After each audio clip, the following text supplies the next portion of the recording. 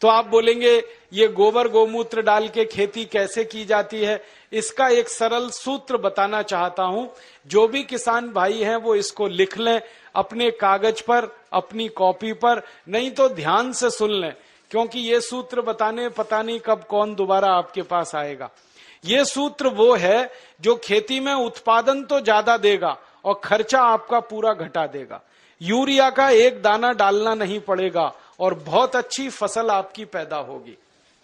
क्या करना है? गोबर डालना है, गाय का हो या बैल का हो या भैंस का हो। कितना गोबर डालना है और कैसे डालना है? अभी कई बार हम गोबर डालते हैं तो क्या करते हैं, गोबर को इकट्ठा करते हैं, एक खड्डे में भरते जाते हैं, वो सूखता रहता है, फिर जब सूख जाता है तो उठाकर खेत में डाल देते हैं। ये सूखा हुआ गोबर मत डालो, इससे कोई फायदा नहीं है। गोबर अगर खेत में डालना है तो गीला डालो, वो सबसे ज्यादा फायदा करता है। ऐसे में एक बात समझाऊं आपको, मैं आपको एक सूखी रोटी दूं खाने के लिए, आप जल्दी नहीं खा पाएंगे, और उसी रोटी को दूध में डाल के दे दूं, फटाफट खा लेंगे। एक सूखी रोटी दे दूं, नहीं खा पाएंगे, दाल में डाल के दे दूं, जल्दी खा लेंगे। गीली चीज जल्दी हजम होती है, मिट्टी को भी और शरीर को भी। तो खेत की मिट्टी में गोबर डालो तो गीला करके डालो। आप बोलेंगे कैसे करना है? 1 एकड़ खेत अगर हमारे पास है मान लो, तो 1 एकड़ खेत के लिए 15 किलो गोबर चाहिए, गाय का या बैल का या भैंस का। अब 15 किलो गोबर चाहिए और 15 लीटर मूत्र चाहिए, गाय का या तो बैल का या तो भैंस का। अब आप कहोगे गोबर इकट्ठा करना तो आसान है, मूत्र कैसे इकट्ठा करें? मूत्र इकट्ठा करना भी आसान। गाय बैल भैंस जब मूत्र देते हैं ना तो उसका समय एकदम पक्का है। गाय के बछड़े और बछड़ी को दूध पीने के लिए छोड़ो, तुरंत पेशाब करती है, डब्बा लगा के भर लो। ऐसे ही बैल करता है, ज्यादा देर बैठ के बैल खड़ा होगा, पेशाब करेगा, डब्बा भर लो। तो मूत्र ऐसे इकट्ठा कर सकते हैं। दूसरा एक तरीका है कि जहां जानवरों को हम रखते हैं वहां पत्थर बिछा दो, ईंट बिछा दो, थोड़ा पक्का कर दो, सीमेंट लगा दो, ढाल बना दो, एक नाली बना दो, नाली में खड्डा बना दो, तो जो भी मूत्र गिरेगा वो खड्डे में इकट्ठा हो जाएगा। और गाय के मूत्र की, बैल के मूत्र की, भैंस के मूत्र की विशेषता है कि इसकी एक्सपायरी डेट नहीं होती, ये खराब ही नहीं होता। 1 साल, 2 साल, 10 साल, 20 साल, 50 साल कभी खराब नहीं होता। तो भरे रहा है गड्ढे में, कोई फर्क नहीं पड़ेगा, बस उस गड्ढे में से उठाते रहो। 15 किलो गोबर, 15 लीटर मूत्र, दोनों को मिला लो, हाथ से ही मिला लो। एक प्लास्टिक का ड्रम ले लो, उसमें मिला लो। मिलाने के बाद इसमें 1 किलो गुड़ डाल दो, गुड़। और गुड़ ऐसा डालना जो पुराना हो, जिसको कोई खाता ना हो, काला काला हो जाता है, एकदम पानी जैसा, जिसको हम छूना भी पसंद नहीं करते, वो गुड़ इसमें डाल दो 1 किलो। और 1 किलो डाल दो कोई भी दाल का आटा या चोकर। चोकर समझते हैं? गेहूं का आटा छानने के बाद जो निकलता है, क्या कहते हैं उसको? चोकर कहते हैं। वो डाल दो 1 किलो। या अगर सस्ती दाल हो घर में उत्पादन की हुई तो उसको पीस के 1 किलो डाल दो। तो 1 किलो चोकर या 1 किलो दाल का आटा। और इसमें डालो 1 किलो मिट्टी। मिट्टी कहां से लानी है? पीपल के पेड़ के नीचे की मिट्टी या बरगद के पेड़ के नीचे की मिट्टी।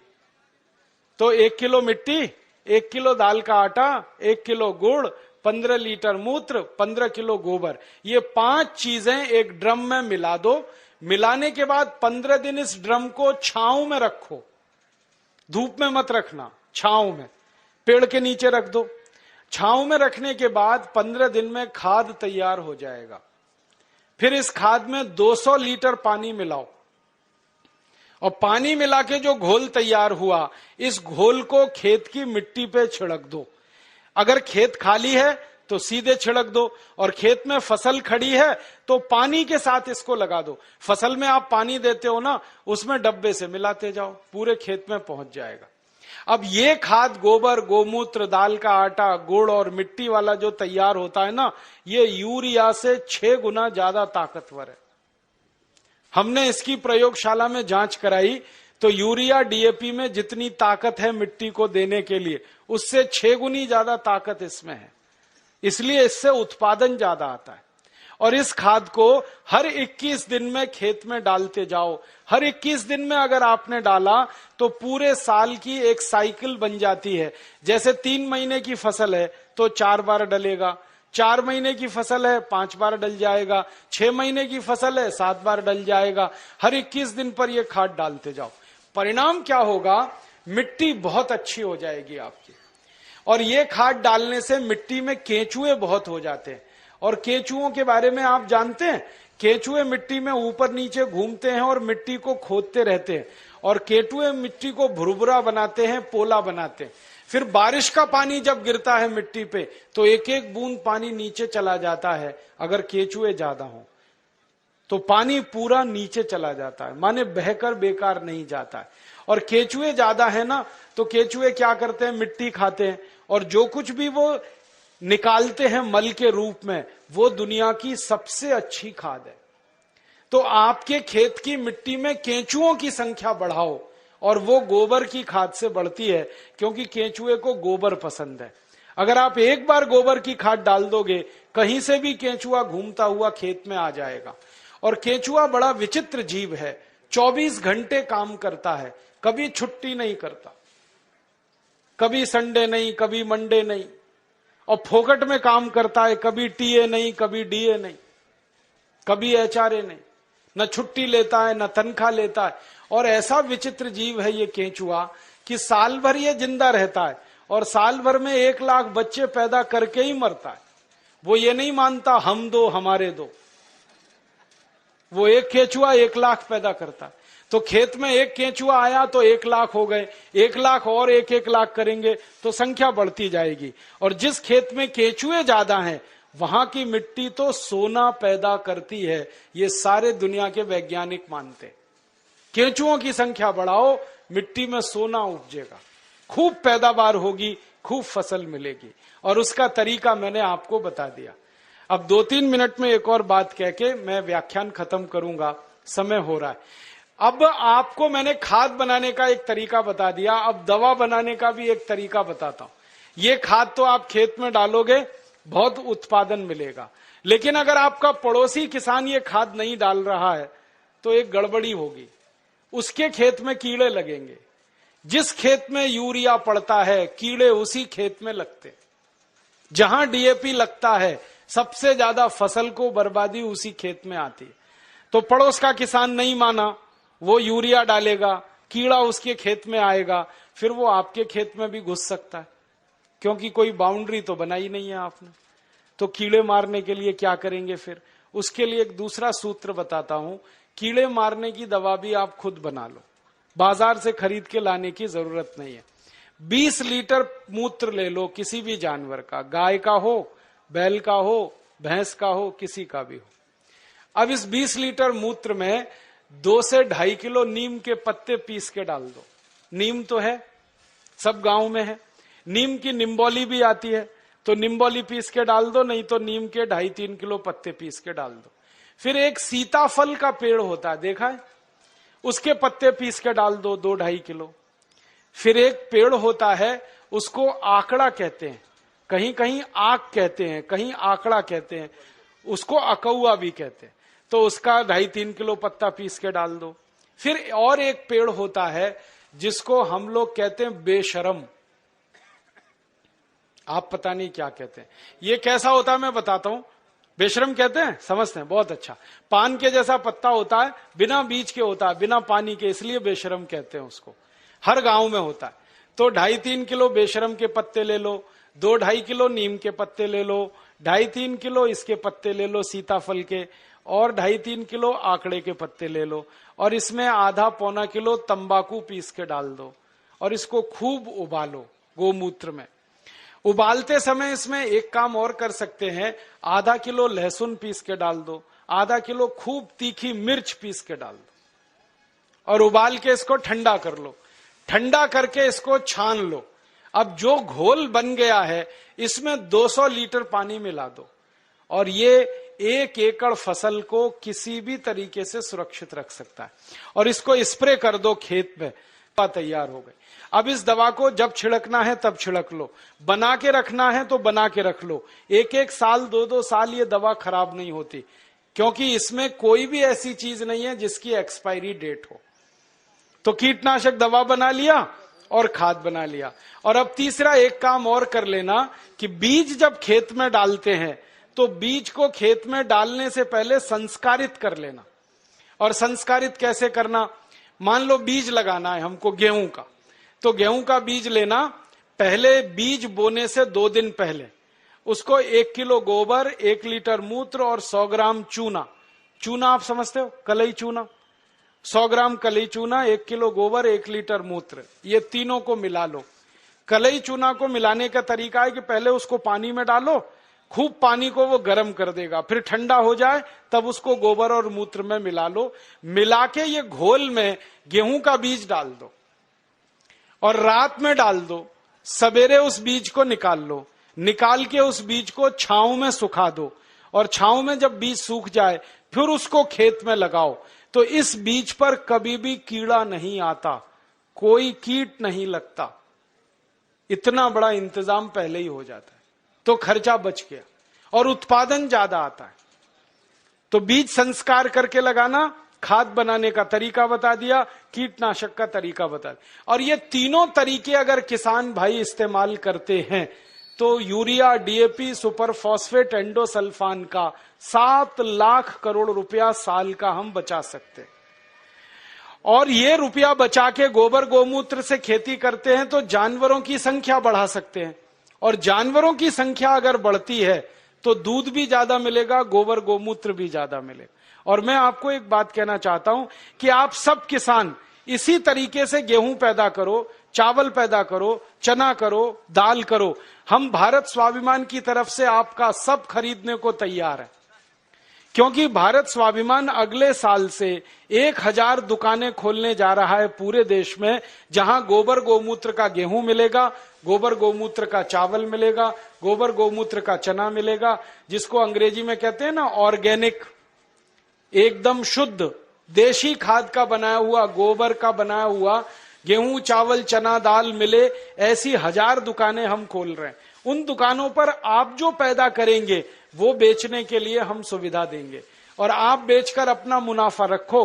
दुकान चलाने के लिए 5-7% जो खर्चा आता है वो उसी में से निकल जाएगा। वो no profit no loss basis पे सारे देश में हम चलाना चाहते हैं। तो हम बेचने में मदद करेंगे, आप उत्पादन करो। और जब ये उत्पादन जरूरत से ज्यादा हो जाएगा तो हम इसको दुनिया भर के देशों में बेचना चाहते हैं, और दुनिया भर के देशों में ये बेचेंगे 4 गुना मुनाफा आएगा। मैंने लंदन में देखा, एक डिपार्टमेंटल स्टोर में यूरिया डीएपी का आलू है 1 स्टर्लिंग पाउंड का 1 किलो, और गोबर गोमूत्र का आलू है 4 स्टर्लिंग पाउंड का 1 किलो। 4 गुना महंगा बिकता है। मेरे कई दोस्त हैं, वो किसान हैं, महाराष्ट्र में आम की खेती करते हैं। वो गोबर गोमूत्र का आम अमेरिका को एक्सपोर्ट करते हैं, तो एक आम की कीमत 65 रुपए मिलती है, और यहां यूरिया डीएपी का आम बेचते हैं तो 15 रुपए किलो में सब चला जाता है। कहां 65 रुपए का एक आम, कहां 15 रुपए का 1 किलो। तो मैं चाहता हूं कि सारे किसान जिनके पास सरप्लस प्रोडक्शन हो, उनको एक्सपोर्ट लाइसेंस उपलब्ध हो, तो सारी दुनिया में हम ये माल बेच सकते हैं। और पूरी दुनिया में भारत अकेला देश है जो ये सामान बेच सकता है, क्योंकि जो गाय और बैल हमारे पास है वो दुनिया में किसी के पास नहीं। दूसरे देशों के पास जो गाय है वो जर्सी गाय है, होलेस्ट्रियन और फ्रीजियन है, उसका गोबर ही काम का नहीं है, वो बिल्कुल बेकार, उसका मूत्र भी काम का नहीं। देशी गाय है ना, उसी के गोबर में ताकत है, जर्सी और विदेशी गाय का गोबर तो बिल्कुल बेकार है। तो इसमें जब गोबर लेना तो देशी गाय का, और मूत्र लेना तो देशी गाय का। और एक छोटी सी आखिरी बात कहता हूं किसानों के लिए, कि जिस गाय का गोबर गोमूत्र खेत में डालो 7 लाख करोड़ बचे, इसी गाय का, देशी गाय का मूत्र अगर आप पीना शुरू करो तो 6 लाख करोड़ और बचेगा, बीमारी ही नहीं आएगी। और गाय का मूत्र पियो तो सब बीमारी मिट जाएगी। मैं पिछले 12 साल से परीक्षण करता हूं, 48 बीमारियां हमारे शरीर की ऐसी हैं जो गाय के मूत्र से जड़ से ठीक हो जाती हैं। Tuberculosis, diabetes, arthritis, osteoarthritis, rheumatoid arthritis, bronchitis, bronchial pneumonia, ऐसी खतरनाक 48 बीमारियां गाय मूत्र पीने से जड़ से ठीक हो जाती है। आप बोलेंगे कैसे पीना है? आधा कप गाय का मूत्र सवेरे सवेरे खाली पेट पीना है, सवेरे सवेरे रोज बस, और देशी गाय का पीना है। 3-4 महीने लगातार पी लो, सब बीमारी मिट जाएगी। आंखों में बीमारी है तो एक एक बूंद गाय का मूत्र आंखों में डाल लो, आंखों की बीमारी मिट जाएगी। कान में बीमारी है, कान में डाल लो, कान की बीमारी मिट जाएगी। सिर के बाल अगर झड़ते हो और बहुत ज्यादा रूसी आती हो, डैंड्रफ, गोमूत्र को पानी में मिला के बाल की मालिश कर लो, वो भी बीमारी मिट जाएगी। पांव में ठेक पड़ जाती हैं कई बार, और पांव कट जाते हैं, फट जाते हैं, क्रैक्स, गाय मूत्र की मालिश करके रात को सो जाओ, ये बीमारी भी मिट जाएगी। खाज हो जाए, खुजली हो जाए, गोमूत्र की मालिश करो, खाज खुजली मिट जाएगी। दाद हो गया, एक्जिमा, सोराइसिस, उस पे मालिश करो, वो भी मिट जाएगी। ऐसी बीमारी नहीं जो गोमूत्र से ना मिटे। बस इसको पीना है और लगाना है। अब बहुत लोग कहते हैं गोमूत्र पिएंगे कैसे, उसमें बास आती है। तो मुझे ये बताओ, दारू कैसे पी लेते हो? उसमें तो और भी बास आती है। दारू की बोतल पे बोतल गटक सकते हैं तो गोमूत्र क्यों नहीं पी सकते? बस आधा कप पीना है। और आपको एक बहुत अच्छी बात बताता हूं कि जो लोग आधा कप गोमूत्र रोज पी सकते हैं, उनकी दारू छूट जाती है, क्योंकि गाय के मूत्र में भी सल्फर है और बहुत अधिक मात्रा में। दारू छूटती है, बीड़ी छूटती है, शराब, गुटखा, मावा, पान पराग सब छूट जाता है। और कभी कभी मुंह खराब हो जाता है ना, गुटखा खा खा के, और इतना खराब हो जाता है कि मुंह में फोड़ा हो जाता है, जिसको हम कैंसर की पहली स्टेज कहते हैं। उसमें गोमूत्र मुंह में भरो, ऐसे ऐसे मुंह में भर के उसको घुमाओ और कुल्ला करना शुरू कर दो, वो फोड़ा भी मिट जाता है। लेकिन इसका मतलब ये नहीं है कि गोमूत्र से मुंह का फोड़ा मिटा के फिर गुटखा खाएं, छोड़ देना ही अच्छा है। तो आप इस गोमूत्र का दवा के रूप में इस्तेमाल करो, व्यसन को छोड़ने में इस्तेमाल करो, शरीर की बीमारियों को दूर करने में इस्तेमाल करो।